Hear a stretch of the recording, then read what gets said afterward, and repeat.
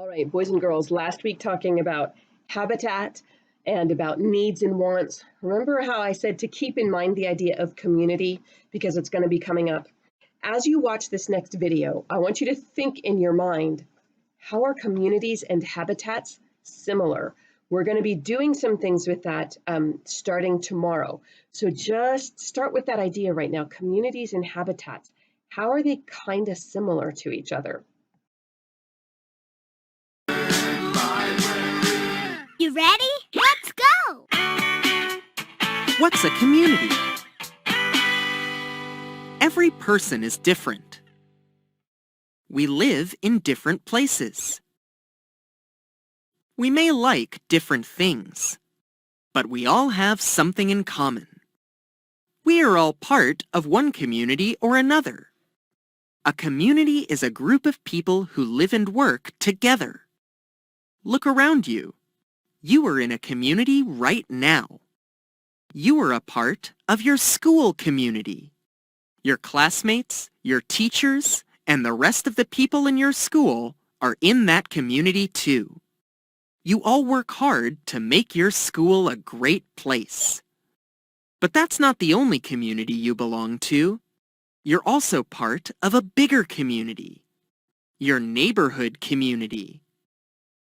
Everyone who lives and works near you is a part of that community as well. People have different jobs in your community. Some people are helpers.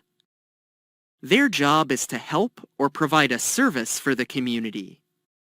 Firefighters and police officers help keep us safe. Teachers help us learn. Doctors help us when we are sick.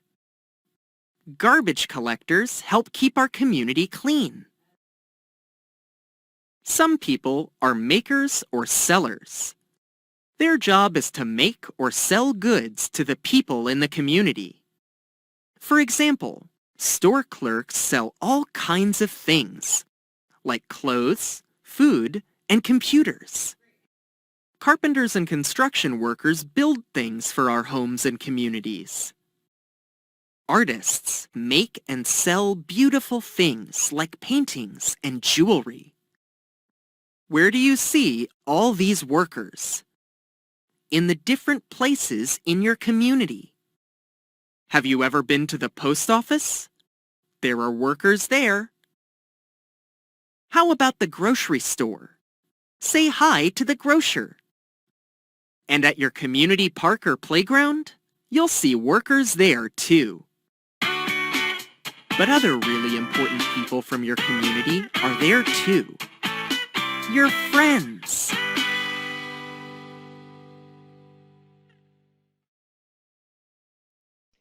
Now, girls, the video talked about lots of different types of community, right? You have a community of your family. You guys have been having a lot of community time lately. We have a community with our school. If you have a church, you probably have a community with your church. We have a community here where we live in Stanton or Waynesboro, or just in this larger kind of Augusta County or Shenandoah Valley area. We have a community even within the United States. So when we think about communities, we can think about really small or really big, and then we can also think about lots of parts of the community. So if you think about communities in the United States, our community of the United States, it's enormous, isn't it? Lots and lots of people and really different in different parts. But if we think about just our town, when we talk about communities, that's usually what we mean is kind of the town where we live in. So I want you to have that idea of community right now. You can see how that is really similar to habitat, right? Where you get your food and water and space and shelter. So as human beings, we also need some stuff for our hearts, don't we? Right? Like we need to feel like we belong to something. We need to feel like people care about us and somebody notices us. And our community gives us some of those other needs. So we're going to look now at a paper from your packet that is going to go into some of the ways your community meets those needs. You need to, be interested in things and all sorts of things that have to do more with your heart and your mind than just your body. In your packet, you have a paper that looks like this. So go ahead and pause the video if you need to and get that paper, get your scissors and your glue, and your red unit study book. So scissors, glue, and your unit study book. All right, guys, first thing to do is take out the not colory part, and that part is going to go into your unit study book. So here's our needs and wants pockets. I'm going to put it now over here on this next empty page. I'm going to glue it right in here. You go ahead and pause the video and do that too. There it is. Now do you see the little scissor marks here? You're going to cut out each of these boxes. So go ahead and pause the video and cut out that. All right, boys and girls, it may be a little tricky to know what some of these are supposed to be. So I'm going to go through them with you. And even though they don't exactly look right, some of them, they have certain symbols on them that you'll often see in signs around communities to let you know this is the kind of thing, this is where to go to find this sort of thing. So I'm going to come in a little closer here, and we're going to read these words, and I'm going to tell you which one goes there. When I tell you, I want you to glue it there. So school, of course, schools don't really look like this anymore now, do they? And they certainly don't have stars above the blue door. I don't know what that's for.